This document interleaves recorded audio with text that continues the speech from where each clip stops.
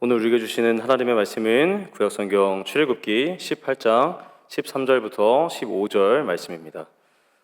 구약성경 110쪽에 출애굽기 18장 13절부터 15절입니다. 다 함께 합독하시겠습니다. 이튿날 모세가 백성을 재판하느라고 앉아있고 백성은 아침부터 저녁까지 모세 곁에 서 있는지라. 모세의 장인이 모세가 백성에게 행하는 모든 일을 보고 이르되 내가 이 백성에게 행하는 이 일이 어찌 됨이냐. 어찌하여 내가 홀로 앉아있고 백성은 아침부터 저녁까지 내 곁에 서 있느냐. 모세가 그의 장인에게 대답하되 백성이 하나님께 물으려고 내게로 옴이라. 아멘. 네, 오늘도 하나님께서 우리를 예배자리에 불러주셨습니다. 그 하나님의 부르심에 응답해서 이 자리에 나온 우리 모두를 하나님이 너무나 기뻐하시고 이 시간 큰 은혜를 부어주실 줄 믿습니다. 성도님들은 성공하려면 사람의 마음을 얻어야 한다라는 말을 한 번쯤은 들어보셨을 것입니다. 이 세상에서 성공했다는 사람들이 한결같이 말하는 비결이 사람의 마음을 얻는 것이라고 말하기 때문입니다. 그런데 이게 그냥 하는 말이 아닙니다. 실제로 조사 결과에 따르면 어떤 기업이 고객의 마음을 얻으면요, 그 고객은 기업의 제품을 재구매할 확률이 3배나 올라간다고 합니다. 마음을 얻는 것이 실제적인 이득과 연결이 된다는 것이죠. 영적인 세계에서도 마찬가지인 것 같습니다. 하나님의 마음을 사로잡는 사람은 하나님의 보좌를 움직이고 또 하늘의 문을 두드려서 하늘의 복을 넘치게 받게 되기 때문입니다. 가장 복되고 풍성한 인생이 될 수 있는 것이죠. 그렇다면 성경이 알려주는 하나님의 마음을 움직이는 방법은 무엇일까요? 오늘은 하나님의 마음을 움직이는 사람이라는 제목으로 오늘 말씀 함께 나누려고 합니다. 이스라엘이 홍해를 가르고 나왔다라는 소식을 들은 모세의 장인 이드로는 반가운 마음에 모세를 찾아갑니다. 오랜만에 만난 가족은 함께 하나님의 은혜를 나누면서 즐거운 시간을 보냅니다. 그런데 다음 날 이드로는 아주 이상한 풍경을 하나 보게 됩니다. 모든 이스라엘 백성들이 모세를 찾아온 것입니다. 무슨 일인가 보니까 백성들 사이에서 일어나는 크고 작은 시시비비를 가리기 위해서 모세를 찾아온 것입니다. 모세는 하루 종일 앉아서 백성들의 이야기를 듣고 하나님의 뜻을 구하고 또 사람들을 재판해 주었습니다. 그런데 이드로의 눈에 이 일은 하나도 효율적이지가 않았습니다. 모세 혼자서 모든 재판을 다 한다는 것은 불가능하기 때문입니다. 그래서 이드로는 모세에게 조직을 세울 것을 제안을 합니다. 10명을 담당하는 10부장, 그 위에 50명을 담당하는 50부장을 세워서 조직을 만들고 효과적으로 재판을 하라는 것입니다. 이런 이드로의 제안을 들은 모세가 어떻게 반응을 했을까요? 출애굽기 18장 24절입니다. 이에 모세가 자기 장인의 말을 듣고 그 모든 말대로 하여. 아멘. 모세는 듣고 모든 것을 그대로 행합니다. 우리 입장에서는 이제 별거 아닌 것 같습니다. 그냥 장인 어른의 말을 들었구나 이렇게 생각할 수 있습니다. 그런데 모세의 입장에서는 어떨까요? 모세는 이스라엘의 최고 지도자고 지금까지 모든 것을 결정해온 결정권자입니다. 아무리 이드로가 장인이라고 해도 이드로는 외부인입니다. 이드로의 말을 듣는 것이 절대 쉬운 결정은 아니었을 것입니다. 모세는 이렇게 반응했을 수도 있습니다. 아니 장인어른, 그래도 제가 이스라엘의 지도자입니다. 이스라엘에 대해서는 내가 제일 잘 알아요. 장인어른이 뭘 아십니까? 제가 다 알아서 할게요. 충분히 그럴 수 있지 않을까요? 그런데 모세는 그렇게 하지 않고 이드로의 모든 말을 다 듣습니다. 그런데 놀라운 것은 하나님이 모세가 이드로의 말을 들은 것이 아니라 하나님의 음성을 들었다라고 평가하신다는 것입니다. 출애굽기 18장 23절을 세 번역으로 제가 읽어드리겠습니다. 하나님이 명하신 대로 자네가 이와 같이 하면. 아멘. 이드로의 말은요, 사람의 말이 아니라 하나님의 음성이었습니다. 즉 모세는 이드로의 말을 아무것도 모르는 장인의 말, 지나가는 행인의 사소한 말이 아니라 하나님의 음성으로 들었다는 것입니다. 하나님은 그런 모세에게 이스라엘을 다스릴 수 있는 지혜와 권능을 부으신 것입니다. 하나님의 마음을 움직일 수 있는 비밀이 바로 여기에 있습니다. 듣는 마음으로 무장을 하는 것입니다. 하나님은 전지전능하시고 또 모든 것을 다 이기시는 분이시지만 그런 하나님도 이기지 못하는 사람이 있습니다. 바로 듣는 마음을 구하는 사람입니다. 그 사람에게 하나님은 하늘 문을 여시고 하늘의 복을 넘치도록 쏟아 부으시는 것입니다. 다윗의 뒤를 이어서 솔로몬이 이스라엘의 왕이 됩니다. 어느 날 밤 하나님이 솔로몬에게 나타나셔서 내가 원하는 것은 내가 다 들어주겠다라고 말씀하십니다. 돈을 구하면 돈을 줄 거고, 건강을 구하면 건강을 줄 거고, 명예를 구하면 명예까지 다 주겠다는 것입니다. 아주 파격적인 말씀 아닐까요? 우리 같으면 당장에 하나님, 돈이 좀 필요합니다. 돈을 좀 주세요. 몸이 아프니까 질병을 고쳐주세요. 이렇게 말했을 것만 같습니다.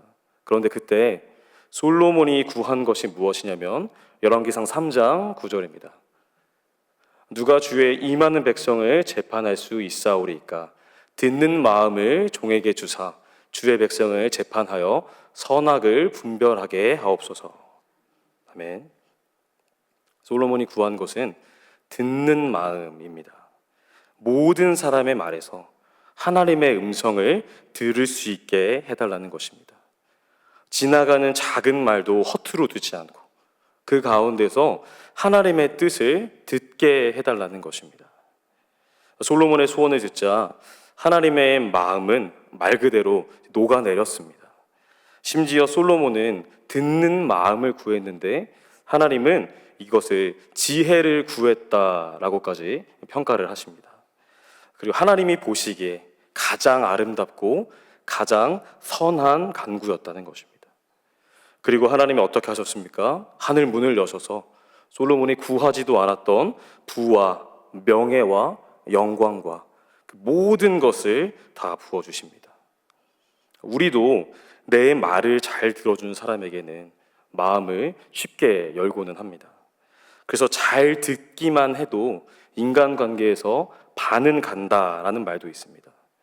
하나님도 마찬가지입니다. 하나님은 그분의 음성을 듣는 사람을 기뻐하십니다. 듣는 사람에게 하나님의 마음이 움직이는 것입니다. 그런데 문제는요, 우리가 듣는 것이 참 안 된다는 것입니다. 내가 옳아서 안 되고 또 내가 늘 교만해서 안 됩니다. 우리의 영적인 귀가 막혀서 우리의 실력으로는 듣는 것이 너무 어려운 것입니다. 그래서 주님이 우리에게 원하시는 것은요, 들어라가 아닙니다. 듣는 마음을 구해라입니다. 열왕기상 말씀을 잘 보면 솔로몬에게 복을 약속하시는 타이밍은 솔로몬이 아직 아무것도 하기 전입니다. 솔로몬이 한 것은 아무것도 없고 그저 듣는 마음을 구하기만 했습니다. 그런데 하나님은 복을 쏟아 부으신 것입니다. 즉 솔로몬처럼 구하기만 해도 하나님은 기뻐하시고 그 사람에게 하늘의 문을 여신다는 것입니다. 그래서 우리는 늘 이렇게 기도해야 합니다. 하나님, 오늘도 저는 귀가 막혀서 듣지는 못합니다. 저를 불쌍히 여겨주셔서 귀를 열어주시고 듣게 하여 주시옵소서. 지나가는 작은 음성도 하나님의 음성으로 크게 들을 수 있도록 나와 함께 하여 주시옵소서. 이렇게 기도해야 합니다. 하나님은 이 기도를 너무나 기뻐하실 줄 믿습니다. 사랑하는 성도님들, 우리가 간절히 듣는 마음을 구할 때 하나님의 마음이 움직입니다. 하나님이 우리의 막힌 길을 열어주실 줄 믿습니다. 하늘의 문을 여셔서 풍성한 복이 넘치는 인생으로 인도하실 줄 믿습니다. 네, 저를 따라 함께 고백하시겠습니다. 듣는 마음을 주옵소서. 네, 출애굽기 18장 17절과 18절입니다. 모세의 장인이 그에게 이르되 내가 하는 것이 옳지 못하도다. 너와 또 너와 함께한 이 백성이 필경 기력이 쇠하리니 이 일이 내게 너무 중함이라. 내가 혼자 할 수 없으리라. 아멘. 네, 이드로는 모세의 방식이 옳지 않다라고 지적을 합니다. 왜냐하면 모세와 이스라엘 백성들의 기력이 쇠할 것이기 때문입니다. 사람이 육체적으로 지치면 가장 먼저 오는 문제가 피곤함입니다. 그리고 거기서부터 우리의 판단력이 흐려지기 시작합니다. 몸이 강건할 때는 머리도 좀 빨리 돌아가는 것 같고 정확한 판단을 내리는 것 같은데 육체가 힘들어지면 감정적이 되고 충동적이 됩니다. 어느 때보다 이기적이 돼서 올바른 판단을 내리기가 어려워지는 것이죠. 그런데 성경에서 기력이 쇠한다라는 말이 단순히 우리의 육체가 피곤해지는 것을 말하는 것일까요? 저는 아닌 것 같습니다. 우리가 정말로 판단력이 흐려지는 순간은 육체가 피곤한 순간이 아니라 우리가 영적으로 기력이 쇠해 있을 때이기 때문입니다. 영적으로 깨어 있지 않으면 그때 마귀에게 틈을 주게 되는 것입니다. 그래서 이드로가 쇠한다라고 말한 이 단어는 피곤하다라는 뜻도 있지만 더 나가면 바보같이 행한다라는 뜻이 있습니다. 영적으로 깨어있지 않다면 아무리 모세여도 마귀에게 틈을 주게 되고 자연스럽게 하나님의 뜻과는 다른 바보 같은 결정을 하게 된다는 것입니다. 그래서 모세는요, 절대로 온전한 분별과 판단을 내릴 수가 없는 것입니다. 연약한 인간인 모세는 절대 판단자가 될 수 없습니다. 그래서 바울은 우리에게 이렇게 이야기하는데요. 고린도전서 4장 4절과 5절입니다. 다만 나를 심판하실 이는 주시니라. 그러므로 때가 이르기 전 곧 주께서 오시기까지 아무것도 판단하지 말라. 아멘. 바울은 하나님 말고는 판단자가 없다라고 말합니다. 우리에게는 그 무엇도 판단할 권한 자체가 없다는 것입니다. 근데 문제는 무엇입니까? 우리는 매일매일 판단자의 자리에 선다는 것입니다. 내가 모든 것을 아는 것처럼, 내가 옳은 것처럼 착각하면서 살아가는 것이죠. 이렇게 판단자의 자리에 오른 대표적인 인물이 바로 선지자 요나입니다. 하나님은 요나에게 니느웨에 가서 회개를 선포해라 라고 말씀하셨습니다. 회개하면 살려줄 테니 돌아오라는 것이죠. 그런데 요나는 하나님의 말씀이 별로 마음에 들지가 않았습니다. 그래서 니느웨처럼 악한 사람들이 어떻게 구원을 받을 수 있겠냐는 것입니다. 즉 요나는 스스로 니느웨는 죄인이다라고 판단을 내립니다. 죽어야 마땅하다고 결론을 짓는 것입니다. 스스로 판단자의 자리에 올라서 버린 것이죠. 그런데 요나의 판단이 옳았을까요? 그렇지 않습니다. 왜냐하면 하나님의 니느웨를 향한 판단은 전혀 달랐기 때문입니다. 요나서 4장 11절입니다. 하물며 이 큰 성읍 니느웨에는 좌우를 분별하지 못하는 자가 12만여 명이요 가축도 많이 있나니 내가 어찌 아끼지 아니하겠느냐 하시니라. 아멘. 니느웨를 향한 하나님의 판단은요, 아끼신다입니다. 요나는 니느웨가 죽어 마땅한 죄인이라고 판단을 했지만 하나님은 니느웨를 불쌍히 여기신 것입니다. 요나는 하나님의 마음을 전혀 모르는 것이죠. 요나의 판단은 완전히 틀렸고 요나는 하나님의 뜻을 하나도 분별하지 못한 것입니다. 그런데 우리라고 요나와 다를까요? 우리도 마찬가지입니다. 어떤 조사를 보니까 사람은 하루에 평균적으로 3만 5천 번의 선택을 한다고 합니다. 옷은 뭘 입을지, 점심은 무엇을 먹을지 하여튼 이런 아주 작은 선택에서부터 이 일은 이제 어떻게 처리를 해야 하나에 대한 좀 큰 선택까지 우리는 늘 판단하고 선택하면서 살아간다는 것입니다. 그런데 우리가 육체를 입고 있는 한 마귀는 계속해서 그 모든 판단의 순간에 우리를 미혹할 것입니다. 그러면 3만 5천 번의 선택은 모두 바보 같은 판단이 될 것이고 우리는 하나님의 뜻과는 정반대인 마귀의 뜻대로 걸어가게 될 것입니다. 열매가 하나도 없는 인생이 되는 것이죠. 그렇기 때문에 우리는 절대로 나의 판단과 나의 결정을 의지해서는 안 되는 것입니다. 우리의 실력으로는 결코 하나님의 마음을 분별할 수가 없습니다. 그러면 어떻게 해야 될까요? 분초마다 하나님의 지혜와 분별을 구해야 하는 것입니다. 에베소서 1장 17절을 제가 읽어드리겠습니다. 우리 주 예수 그리스도의 하나님 영광의 아버지께서 지혜와 계시의 영을 너희에게 주사 하나님을 알게 하시고. 아멘. 네, 바울은 우리가 하나님의 마음을 알 수 있는 유일한 방법은 하나님으로부터 지혜와 계시의 영을 받는 것이다 라고 말합니다. 하나님이 지혜를 주셔야만 우리는 하나님의 마음을 알 수 있고 하나님이 분별을 주셔야만 주님의 뜻대로 올바른 판단을 할 수 있다는 것입니다. 그러므로 우리는 늘 분별을 구해야 하는 것입니다. 내가 분별하는 것이 아닙니다. 오늘 하루는 어디로 가야 합니까, 주님? 에서부터 시작해서 저 사람에게는 어떤 말을 하는 것이 좋을까요? 이 상황에서는 어떻게 하는 것이 가장 지혜로울까요? 라고 주님께 늘 분별함을 구하는 것입니다. 이 사람이 영적으로 가장 깨어있는 사람입니다. 그러면 그때부터 이제 하늘이 분주해지기 시작하는 것입니다. 하나님이 드디어 내가 분별을 구하고 나의 지혜를 구하는구나 라고 말씀하시면서 하나님이 움직이기 시작하십니다. 하늘의 지혜를 부으셔서 하나님의 마음을 알게 하시고 또 성령으로 역사하셔서 우리의 걸음이 하나님의 뜻대로 걸어가게 하실 줄 믿습니다. 사랑하는 성도님들, 우리가 주님의 분별을 구할 때 하나님의 마음이 움직입니다. 하늘의 지혜를 부으셔서 승리의 길로 걸어가게 하실 줄 믿습니다.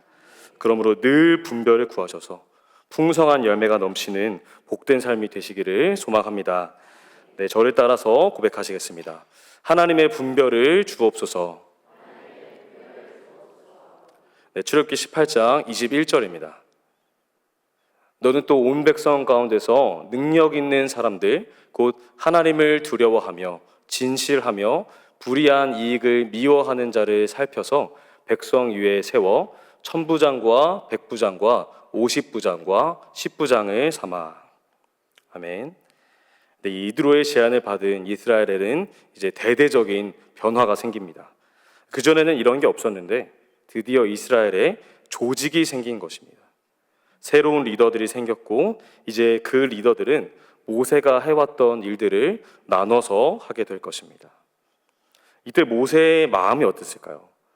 모세의 마음을 가만히 묵상을 해보면 어쩌면 인간적으로는 받아들이기가 좀 어려울 수도 있었겠다라는 생각이 듭니다. 왜냐하면 지금까지 모세는 자기가 모든 결정을 다 해오지 않았습니까?